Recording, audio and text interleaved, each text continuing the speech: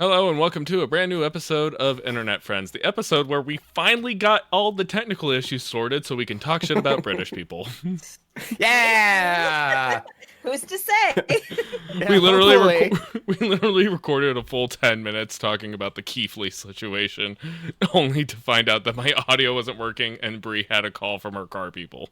It was a plumber, actually. I'm still waiting on the car people, so that Oh can still shit! happen. So you've got multiple issues going on right now. Yeah, the All fun she of- needs now is an electrical issue, and then she's got the whole package. that I just need to Don't jinx it. my car off of. So. If you know of any, let me know.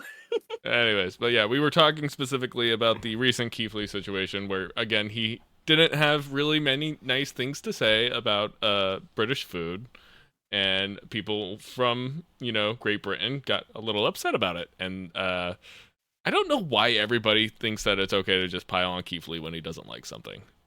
He's so unproblematic. Like, I think he's so sweet, and we were mentioning in the part that we didn't record that it's I don't know, if he talks that badly about a place, he won't post it. Like, he's never outright shit on anybody. Like, he is so fucking respectful all the time.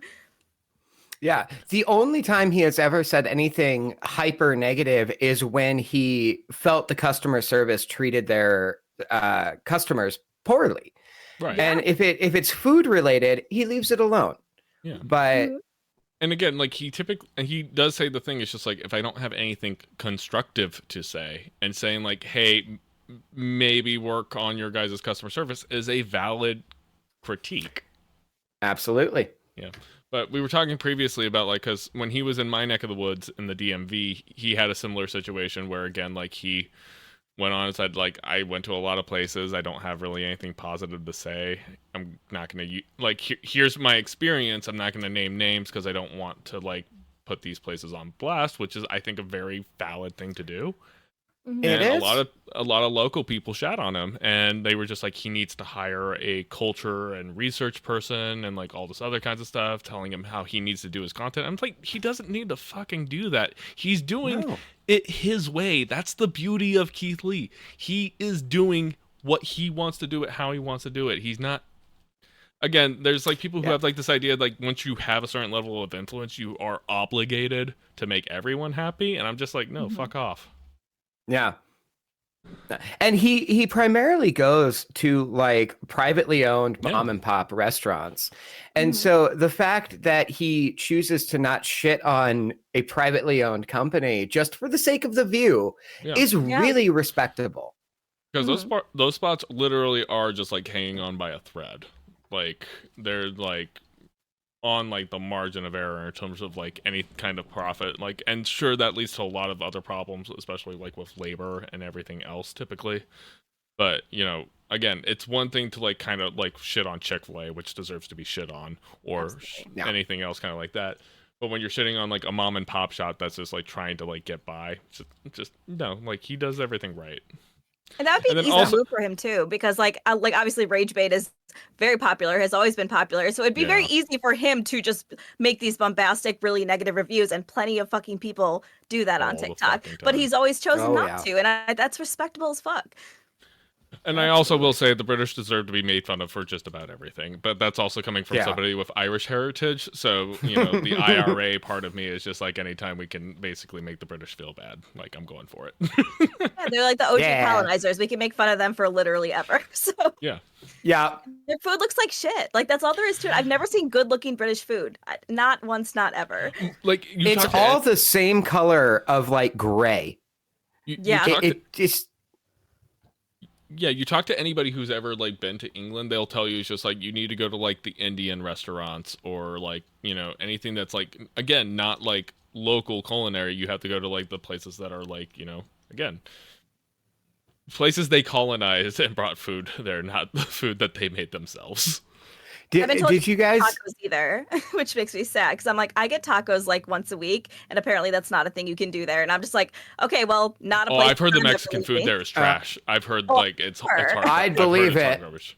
Oh, trust me. As someone from New Mexico, so like the border's right there. Trust me, I know that the good As a matter of fact, I've always said if your restaurant has the word authentic in the title, for like authentic Mexican, I already don't trust you. Fair. The Where's fact the that you had, cilantro? yeah, the fact that you had to qualify that statement. Mhm. Yeah. But yeah, but this is an interesting conversation. So, is it okay to critique critics? Because I don't see Keith Lee as a traditional critic in that, like, he's not somebody who went to like journalism school or culinary school. He's not by any ways an authority on food, and he doesn't claim to be at any kind of state. But so is critiquing him on how he does his criticism okay? Because there is some ways that we do have to look at critics and kind of like say like, hey, I think you're looking at this the wrong way. I think in the case of Keith Lee, there is a problem with critiquing him because he does come from it at such an honest angle, and he acknowledges all of that.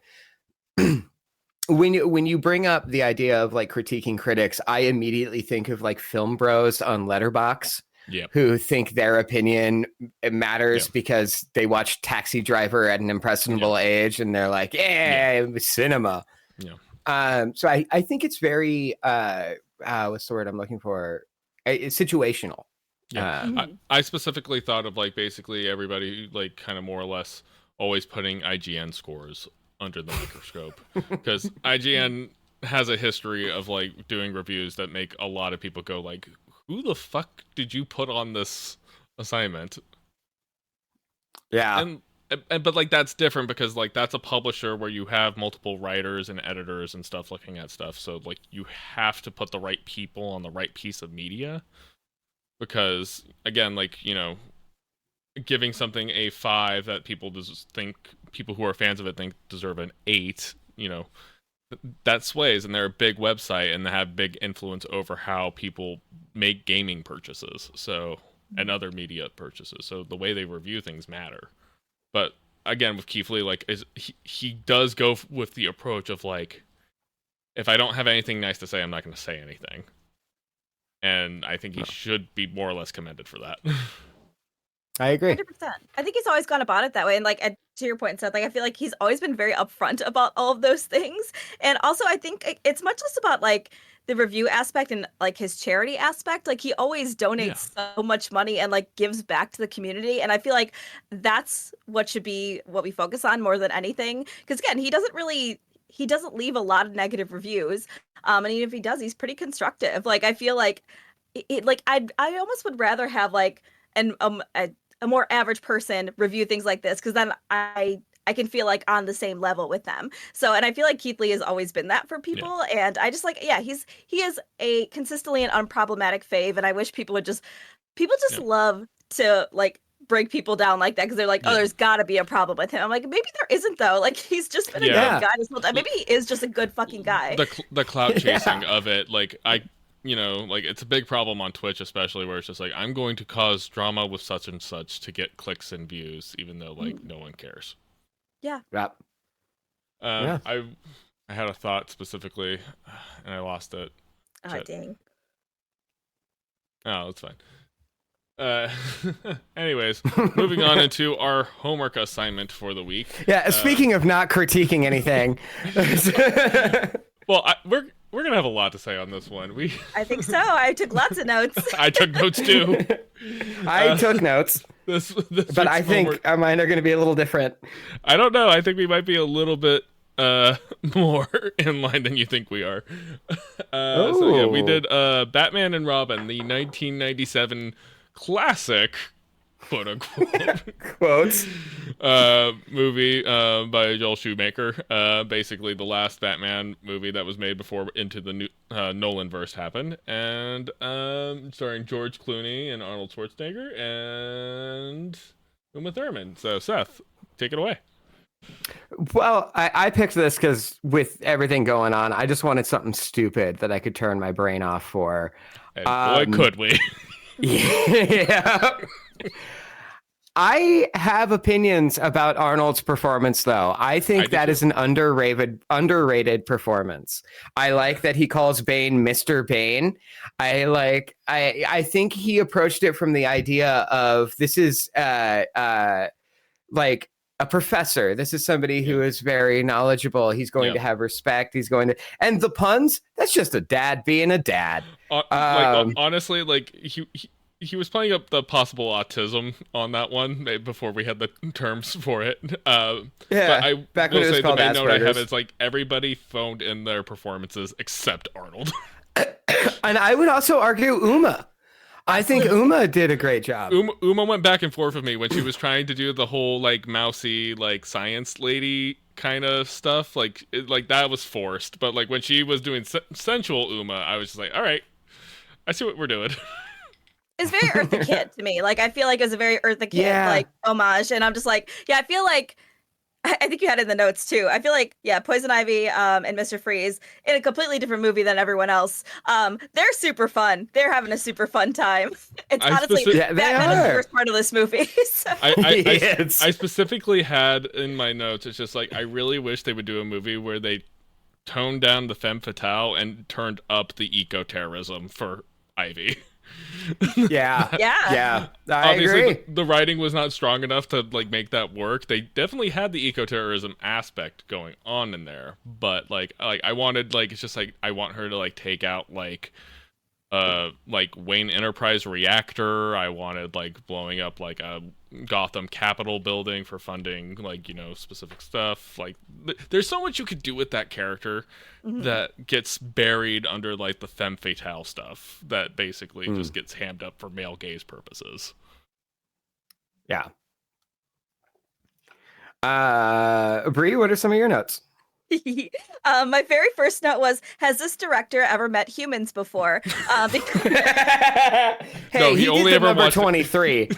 Because I was like, which I feel like I was initially so fucking annoyed when I turned this movie on. I was like, oh my God. And I don't know if I watched it on Max, and the audio, the lighting, fucking awful. Like it really sounds like shit. The sound mixing is fucking terrible, and the lighting is so chaotic and honestly upset me in quite a few like sensory fucking nightmare constantly. I do think Max did like some remastering on some of their stuff that they have on their stuff, so I wouldn't be surprised. That's what I wonder, because it almost sounded like they dubbed over the lines, like they weren't saying them that was normal. That's how it originally was. Okay, yeah. It sounded fucking... that was them doing the 1960s thing.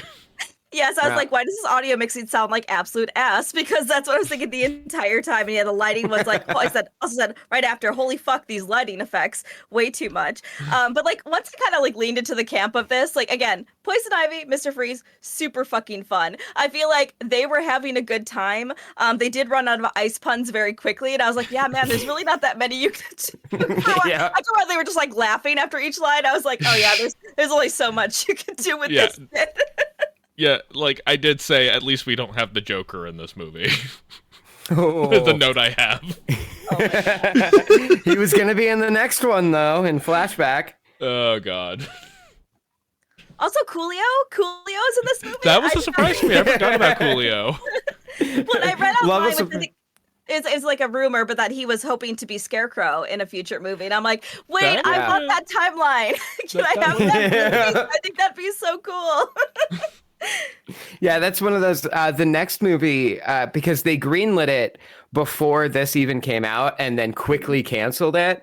But there evidently is at least a first draft floating around that had Scarecrow in it. And Coolio and Nick Cage were both approached by different people to be like, would you like to be Scarecrow?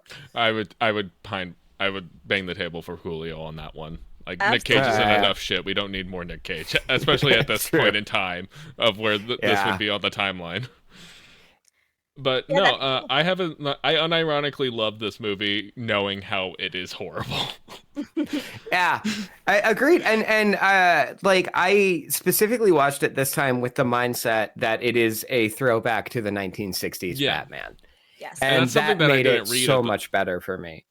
And like that's something I maybe never took the read on it in the times that I've watched it. This movie came out when I was like 5 years old. And like I remember just like all the promo material and like, you know, they were selling the toys with like the Owie suits and stuff. I remember like the Pop-Tarts promotional material specifically. For some reason they had like the Batgirl like yellow logos as the sprinkles and stuff. Oh, interesting. Just kind of weird thing from childhood. But like, yeah, so like when you're watching this as a kid, the camp and stuff like just completely, you don't register that like what you're watching is absolutely ridiculous. Watching it now, it's just like, oh, they're absolutely doing the Adam West like Batman thing, and it's just like, you know what? I'm just gonna turn my brain off and not. Yeah, I was saying that's what makes it not work though, unfortunately, because I was like, once I realized that's what they were doing, like those episodes were 25 minutes, and I think that level of camp is great in 25 minutes. In a 2-hour movie, it's a fucking lot. I'm just like, because I was like, I get what they're doing, and I think it would be fine, but yeah, it would need to, if they did like a fun little like online short. Obviously, this is 1997, but I was like, this needs to be in a shorter format because in 2 hours it gets just so. I watched this on 1.5 speed because I was like, come the fuck on, Jesus. and honestly, I think that's why it feels like so many of the performances at certain points just feel like they're completely phoned in, because like you could tell all the actors and everybody were just kind of like eventually just like, I'm done trying. There's too much going on as well. Yeah, like there is. The whole Batgirl thing. If they took both those things out of the movie, I think this would have been a little cleaner. Like, and if they made it like a little over an hour, I think this would have actually landed decently. But the fact that they put so many things in there, also Bane's there for some reason. There's just a lot going on. For a movie called Batman and Robin, they definitely have very little interaction between Batman and Robin for the whole thing. It's mostly just them arguing over Poison Ivy the whole movie. I'm just like, this isn't a compelling story. Yeah, this is not great. I will say, Chris O'Donnell, I actually, like, when I was younger, I was just like, he's too old to be playing Robin in this. Now, watching back, I was like, yeah, okay, I could see it. Yeah, I can see him. Well, they're kind of setting him up as Nightwing, like, because the costume is very Nightwing. Yeah, they introduced him in Batman Forever, like, a little bit older than he should have been, but, like, at this point in time, it's just like, okay, I could see where they're at. I also specifically had, like, Clooney could have been a decent Bruce Wayne if he had put in the effort and had a better material to work with. Yes. Yeah. And other than that, I don't hate Clooney as Bruce, but I do hate him as Batman. Absolutely, hands down. Yeah, like, again, like, I think he could have done a better job, but I think he just figured out very early in production, just like, I'm phoning this in. And then also, like, the production, Brie, kind of to your point, the production value and design, like, had a lot of, like, BBC, Doctor Who vibes for me. Everything looked like a set, for sure. Everything was clearly on a set. Everything looked plastic. So. Yeah, no, like, it was very cheap and cheesy, and like, a lot of the, like, CGI visual effects do not hold up whatsoever. Oh, yeah. That scene where they're driving down the arm of that statue just looks terrible. Gotham is ugly as fuck. This is the ugliest Gotham has ever looked. It is so gaudy. I actually, one of my notes is I like this hyper gothic Gotham. I like the Gotham from Batman Forever and Batman and Robin. I agree with Seth on this one. I think I like the, like, heavy neon, like, you know, almost like not cyberpunk, but like gothic, like cyberpunk kind of thing that they had kind of going on. I kind of digged it. But yeah, but like, again, the execution on the production design was not. Oh yeah. Not sure. No. Especially like Ivy's lair towards the end of the movie. That is the most set looking thing I've ever seen. Oh yeah. Oh, the auction with, like, the weird gorilla suit. Yeah, the gorilla suit striptease. Yeah. That awakened something in somebody. So. It awoken something in me, I'll tell you what. Oh, baby, put the suit on. But one kind of thing about this is, like, obviously this is the only, like, instance that we've gotten on like, cinema, specifically live action Batgirl. And this is at a time where basically studios were setting female superheroes to fail constantly. Like, constantly doing them wrong, and then, like, glad that time is over. Thank goodness. But like very specifically, it's just like, hey, we're going to introduce this female superhero. We're going to completely ignore anything that anybody likes about them in the source material, completely change it and do its own thing, and do it completely wrong, and then go like, I guess people just don't like female superheroes. I don't understand why we hated it. Yeah. No, well, and as a kid, my only other exposure to Batgirl as a character was the animated series. Right. So as a kid, I'm like, yeah, it's fine. Which also wasn't like a great interpretation of Batgirl, even at the time. No, she slept with Batman. God damn it, Bruce Timm. Yeah, Bruce Timm and his weird crush. Every time, like him putting that in the Killing Joke. I know. I was just my like, God. I was just like, fuck all the way off. Stop doing this. Nobody likes this except you. This is your fetish. Stop doing it. Warner Brothers, stop letting him do it. Just maybe stop letting Bruce Timm do a lot of things. Thank you, please. But yeah, I don't know.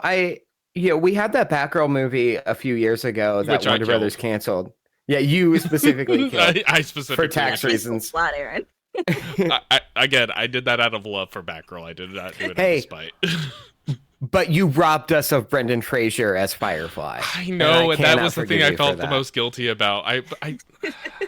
We'll never forgive you for that specifically. I know. I hate myself for it. Don't worry. I'll do my 20 lashings right afterwards. No problem.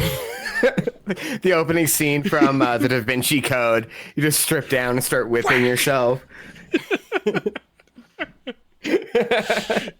I hear a voice in the distance saying, "Harder, Daddy."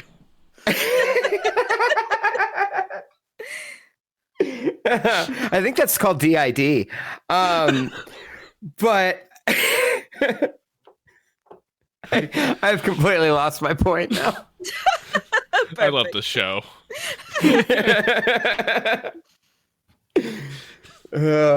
Anyways, but yeah, wish we stopped setting female superheroes up to fail on like anything that we try to do, because like it's not the source material there is good. Like I said, like I would love to see more eco-terrorist Poison Ivy. I would like to see like a more like Batgirl Burnside style, like Babs Tarr, Cam Stewart, like Batgirl, like that. Emily would fucking eat that shit up.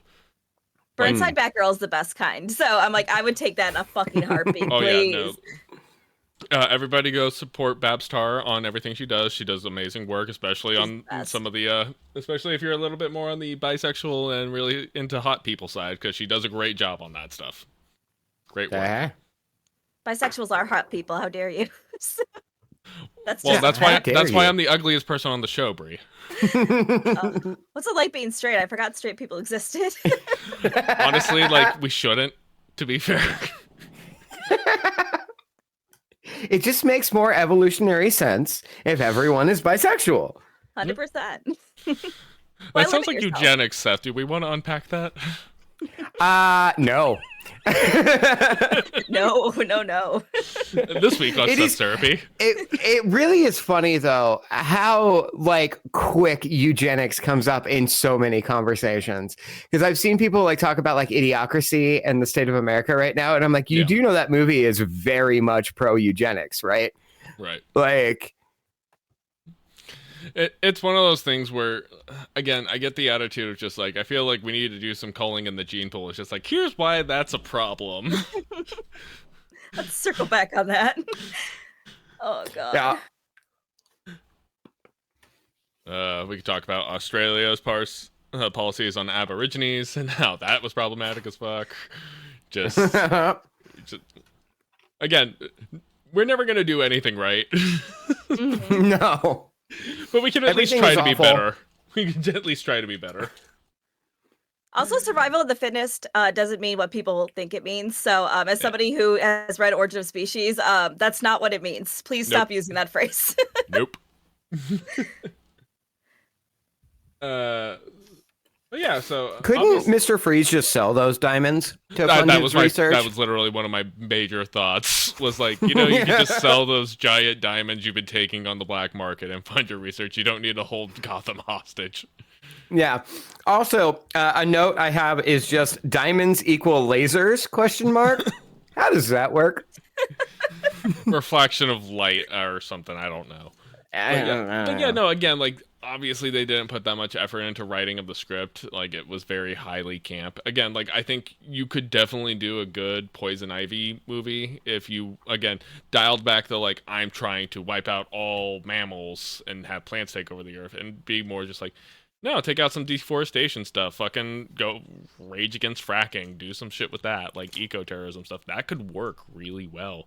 Have her like basically be seducing, fucking oil company CEOs and having them murdered. Like there's so much you could do with that character, and it's just being wasted. Yeah. Yeah. No, she absolutely is wasted. Pretty much. Yeah.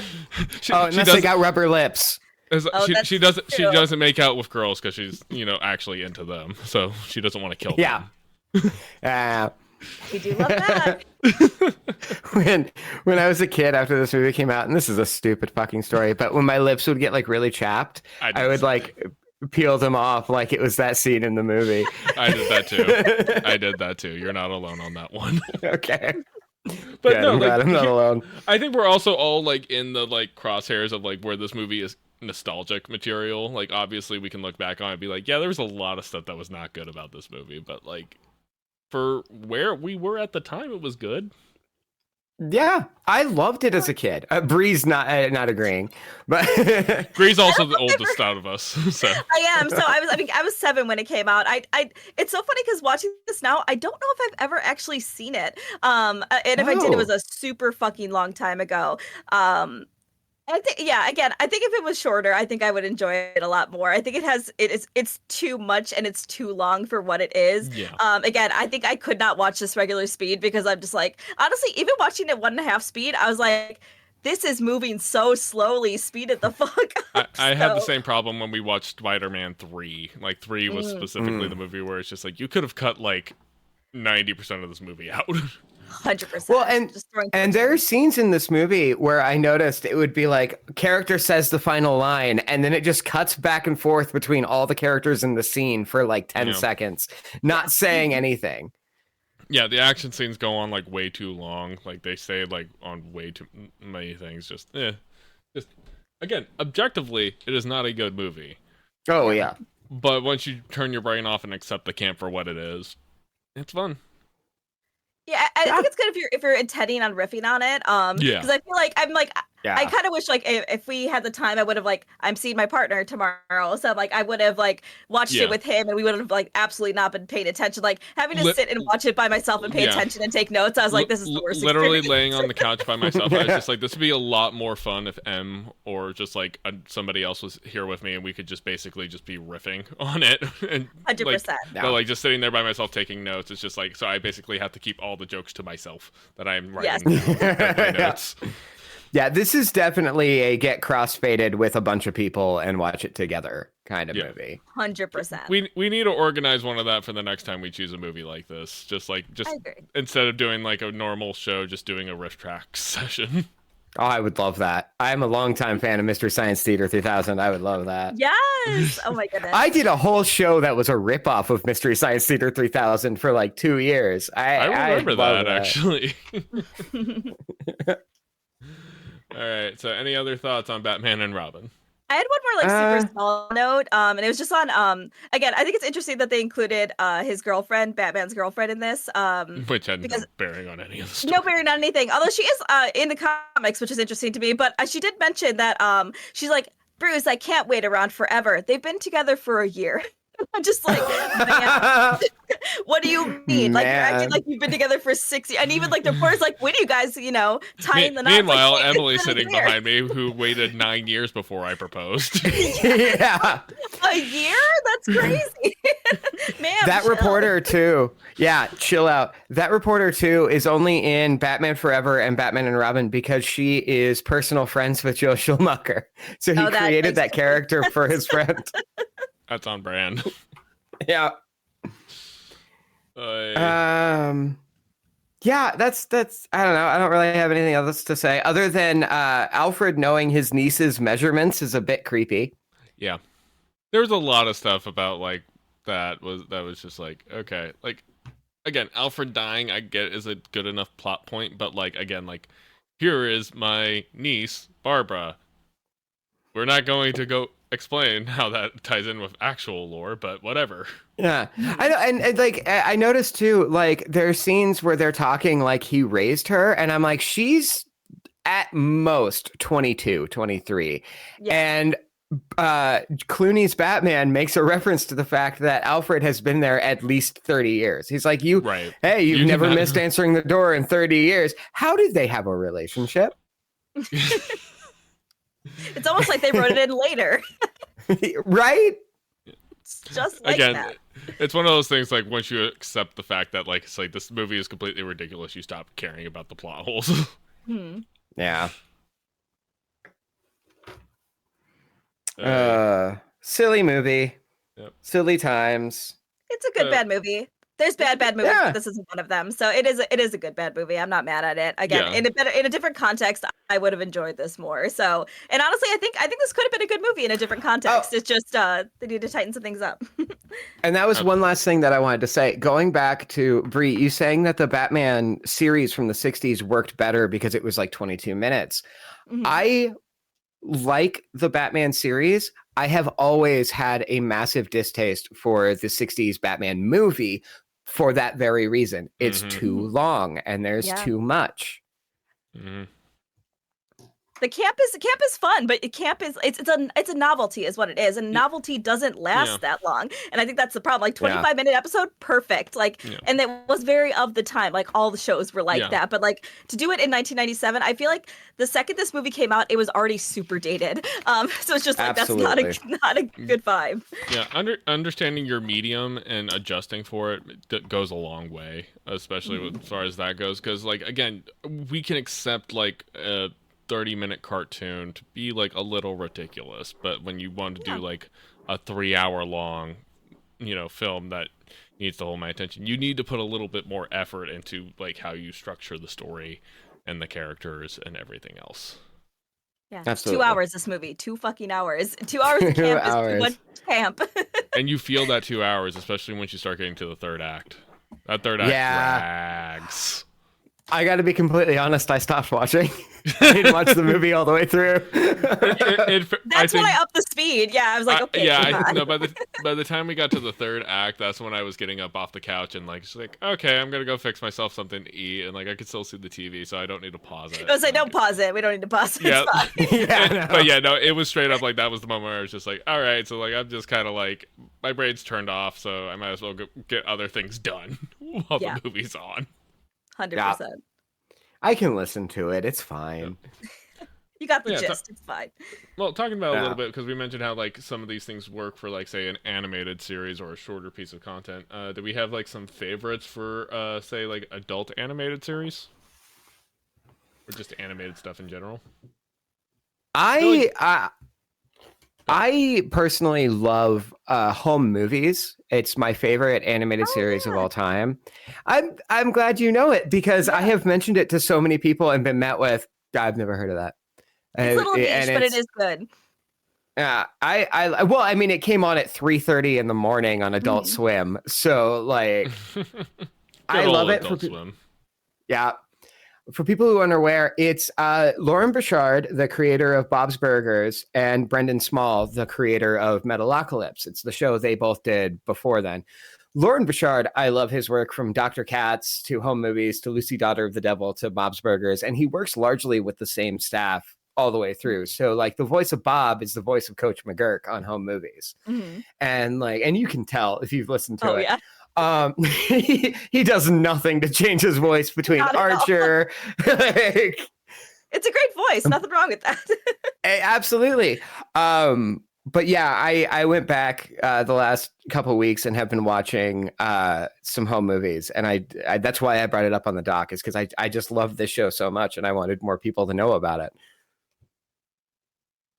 That should be a homework assignment because I would love to watch that again. It's been a long time since I've watched it. My ex-boyfriend, it's one of the only few good things about one of my exes that he introduced me to that, and we would watch it all the time. And it was one of my favorite things to watch because it was always very, very funny.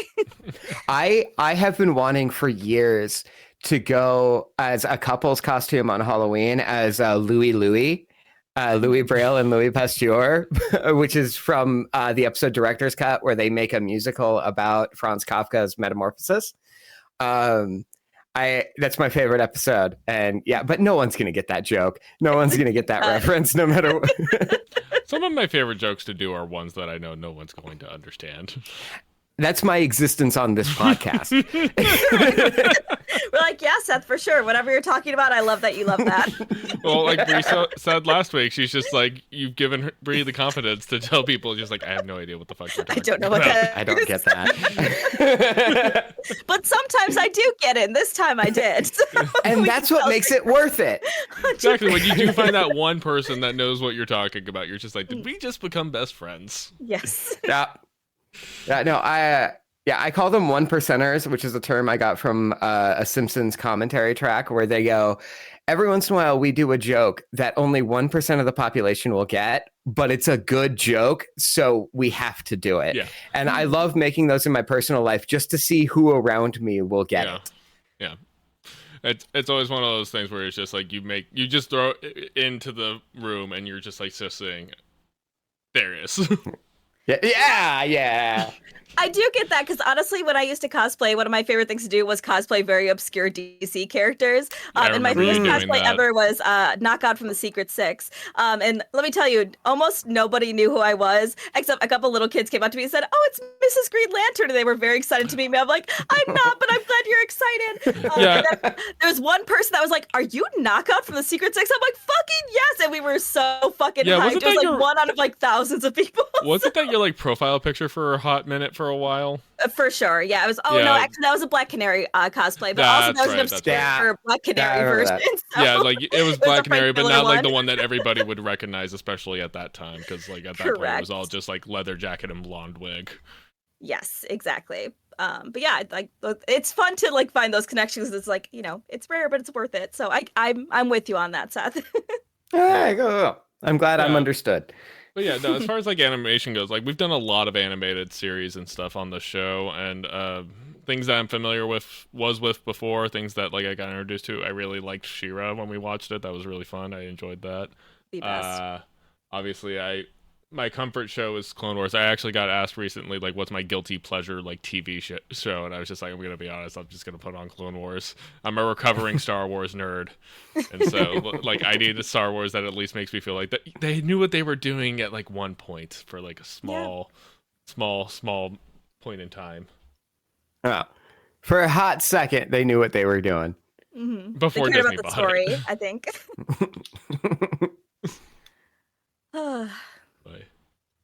Brie, you have but Brie, what are some of yours?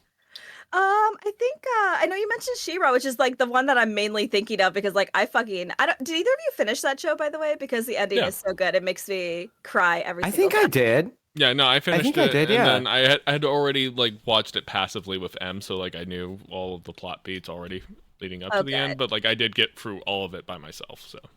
Because that's one of the ones like I will watch cringy compilations of like Catra and She-Ra just because I'm just like I love their relationship so much, and it is so lovely to see a like lesbian relationship as the forefront of like an entire series. It's very powerful. I do like the occasional time when She-Ra like cosplayers pop up on my For You page and like they do like the Catra or just like couples like stuff, just like random like audios and stuff. It's fun. I'm always like, this is funny.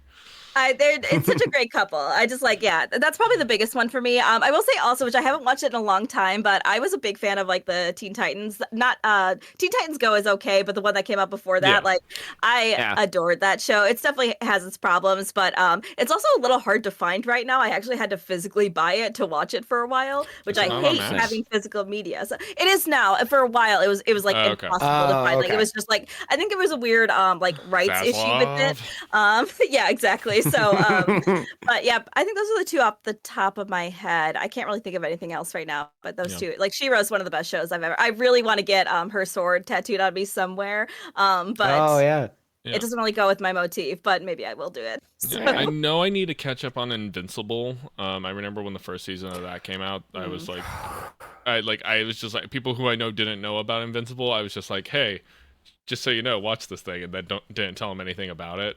Especially because they did the good thing with like the first episode seems like just like a very straight, wholesome superhero thing, and then it turns. But I've been hearing the most recent seasons aren't really great, so I'm kind of like, I got to be completely honest with you. I hate Invincible. I watched that first season and hated every second of it. And there's a reason I don't talk to you about it, because I was just like, this seems like something Seth would probably not like, because I know Seth's taste. And yeah, it's the like, whole thing to me. And I don't like The Boys, so like, The Boys is fair. Terrible. Their fan base is awful. Yeah, the fan base is terrible. Yeah, it is one of those things where it's just like, again, going back to the guilty pleasure of it, it's just like, I realize there's problematic shit in here. Yeah, my issue with it, and because The Boys and Invincible are very similar, I think it's just to me, Invincible is just edgelordy to me, and The Boys is at least saying something about politics and the state of the world right now. No, I would agree. And if Invincible were saying anything, I would enjoy it more. I think that's a fair critique. Absolutely. I like the subversion of Invincible, but I agree that like in terms of like commentary, you're right. They're not necessarily saying anything. They're just kind of being edgelords about it. Yeah. I'm gonna check it out actually, because I've heard very mixed things, but I will say I'm like, at least if it's like The Boys is one of the most deeply unpleasant shows I've ever watched. It's hard to watch. It's not fun. I don't want to watch you're not like I know you're not a big gore fan. It gets pretty gory. That's the thing. Yeah, gore for gore's sake, I just like don't understand. But also it's just unpleasant. It deals with very heavy, unpleasant topics all the fucking time. And I started playing Doom 2016 last night. I was having a really good time. I was just That's a great game. I'm just like, it's so good. I was like, yes, shotgunning demons, blood, gore, melee kills. You got the BFG yet? No, I maybe only got like half an hour in before. Like it was like I was having one of those days where it's just like I need something to occupy my brain, and so I was just like, okay, Halo crashed on me, so it's just like, all right, I downloaded Doom 2016 last week, I might as well fire that thing up. I remember I downloaded the beta, which allowed you to play through like the first 20 minutes before the game came out. And when he's in the elevator and it's playing the theme, and then it's like da-dump, da-dump, da-dump, and then he clicks the shotgun at the exact same tempo of the guitar part. Yeah. Yeah. I was like, oh, this game is incredible. I have to buy this right now. I got to pre-order. Also, Hell of a Boss. I forgot to mention Hell of a Boss. Hell of a Boss is very good. It's pretty good. I need to catch up on that. I've maybe only gotten through the first season and a half. I was thinking Has-Been Hotel. Oh, yeah. I mean, it's the same person who created it, but Hell of a Boss is still completely under her control. Hell of a Boss is pretty good. There's definitely some issues with it and some inconsistencies, but now's a good time to get caught up on it because it's gonna be a long fucking time before the next episode comes out. So yeah, I was about to say they were coming out for a steady clip after Has-Been came out, which I was surprised by because they were slow rolling it for so long. I guess after Has-Been came out, they had a little bit more bandwidth to crank out episodes, but now that I'm sure Has-Been's probably getting back into production and there's some other stuff going on. Correct. Yes. I know Vizzy gets a lot of shit online for problematic stuff, but it's always some of you people need to grow up. Yeah. It's not for everybody, and I don't like every episode. There's plenty of episodes that are not my favorite. And actually, especially because I don't like gore, there's some very gory episodes that I usually just skip over. But it's a fun show, and it's short too. So I'm I think you'll decide very quickly if you like it or not. Yeah. I would also be remiss, considering how many references I make to it on this show, if I didn't say The Simpsons. Classic Simpsons, those first 10 years are just perfect in my eyes. Even the Principal Skinner episode that everyone hates. I love the one where they change his origin story. Yeah, Armin Tanzarian. Yeah. But I love that show to death. It has always been a comfort show for me. And I had a bunch of the DVDs when I was a teenager, and I watched them to a point that I can replay any episode from the first 10 years in my head just like that. No, again, there's some things that stick with you for whatever reason. So Emily started watching Gilmore Girls like a few years back when we started dating, but like my stepmom and sister watched that show religiously, so like I have seen every episode. So I would be in the other room and like hear like just a conversation. It's like, oh, is this the episode where? Da da da da da da. Just because I just like one thing. I was just like clear. I was like, oh, I know exactly what episode this is. I have that because my mom and my sister used to watch Charmed a lot. Oh, God. And so Charmed is my version of that. Good times. So, anyways, obviously it's a light week because we recorded a little quickly turnaround. Me and Brie both have some scheduling conflicts coming up, so it's going to be a while before we record again, so we wanted to get something in the bank. So if you end up, getting out of jail, you're found innocent as you are, just, stay low for like at least another couple of weeks so we have something to talk about. All I'm suggesting. Yeah. All assassination attempts need to be put on hold until we're ready to record again. Thank you. Yeah. Elon Musk, could you please not be a dickhead for 2 weeks? Oh, well, I know it's asking for a lot. That is impossible. I love that clip of him just high out of his mind on ketamine, doing like this with his hand in the Oval Office, just like, huh? I love that clip. Yeah. I mean, I hate him. I hate everything that's going on right now. Yeah. Oh, yeah. Next place that asked me to do a drug test as part of my employment, I'm just going to be like, Elon Musk has a security clearance right now. Fuck. Yeah. He's also a Nazi, if we need to be reminded of that, because he is a fucking Nazi. Yeah. Actual Nazi. Another one of the people in the Trump party did the Nazi salute, yesterday? Like, that's been all over my For You page today. Yeah, cool. Why not? Yeah. Jeez. Oh my god, what a fucking nightmare. I hate this timeline. We should have had the timeline with Coolio as Scarecrow. Everything would have been fixed. That would have fixed everything. I agree. Yeah. I keep seeing that like side profile of Musk, and people are like, what's wrong with his body? And I'm trying to figure out how I can make a joke about how it looks like an underpaid Rob Liefeld drew Captain America. That's good. Very good. Good job making a reference me and Brie both understood. Yay! First one. That's not bad. Oh God. So anyways, so so we're gonna supplement some topics with Nerd Show and Tell. So what has everybody got for Nerd Show and Tell this week? Brie, you want to go first? Sure. I was like, as I was setting up my audio, I was like, oh fuck, we're doing nerd shit. Like, let me hold on. There's like 50 nerdy things I can literally see just from your camera background. So I'm gonna go kind of because we were talking about stuffed animals last time. I'm gonna show some stuffies. Because why not?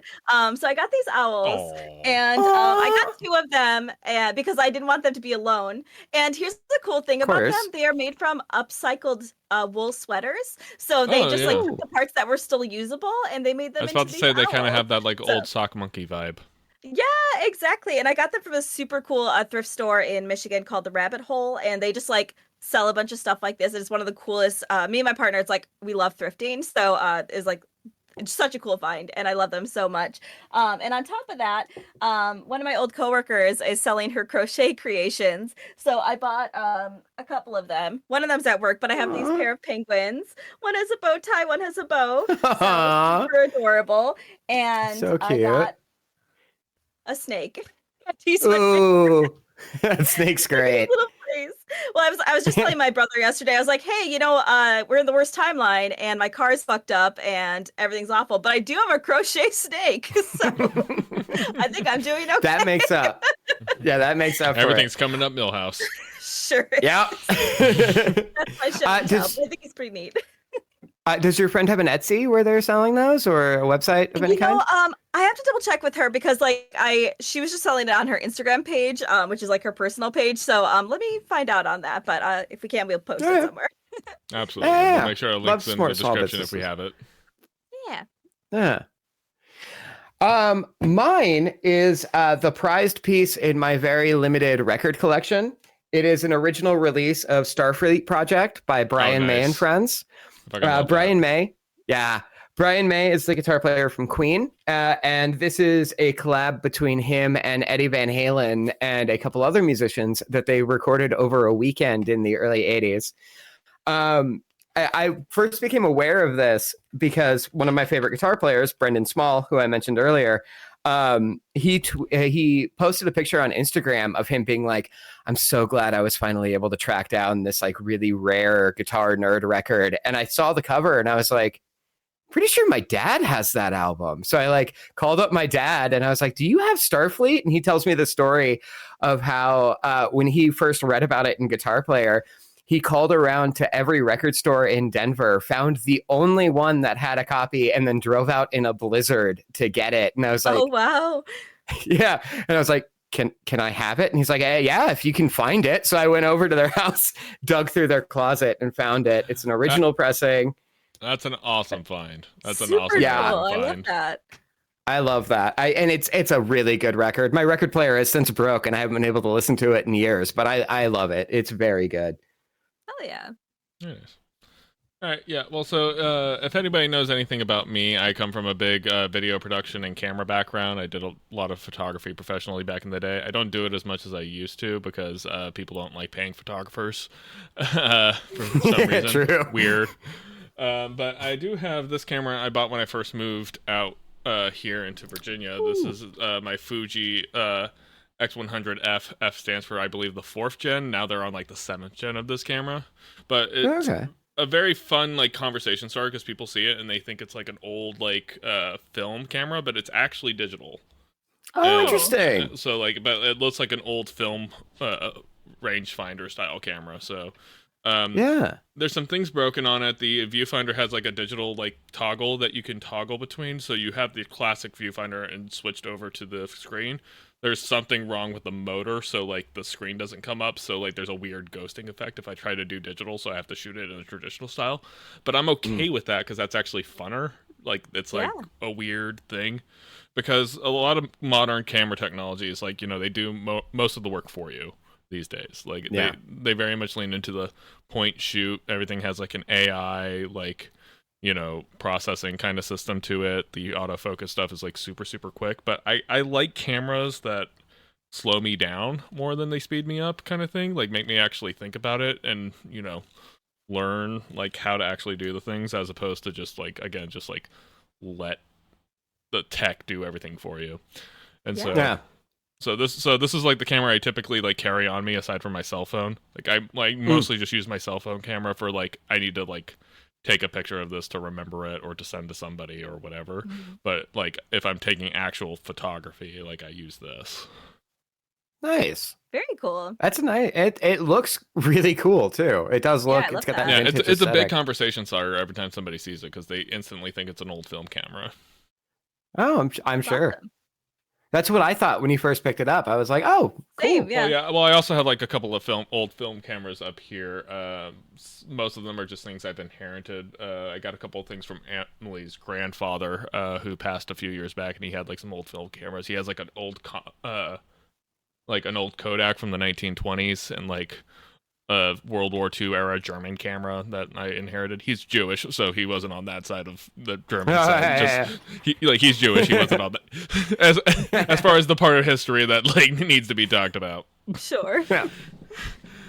But yeah, no.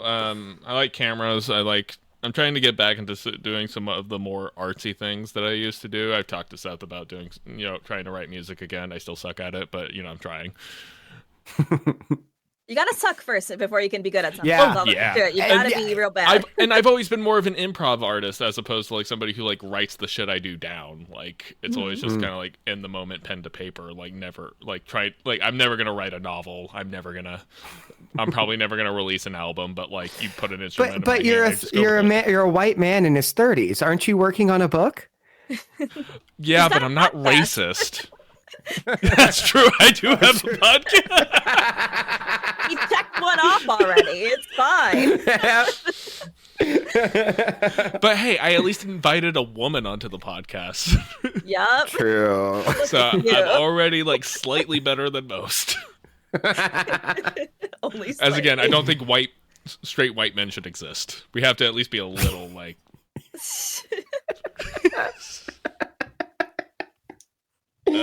Good episode. Yeah. I was about to say, I came in and was like, hey, at least I'm not going to be as punchy as I was last week. And I was just like, I feel like I'm punching harder. Oh, dang it. See, left, right, Yeah. go. Oh, okay, baby, no money. No, it's BB nuts. Come on. You can have that argument. You can have that argument, Emily. Hey, Kesha taught us a long time ago that the dollar symbol is per sound. Fuck it, never mind.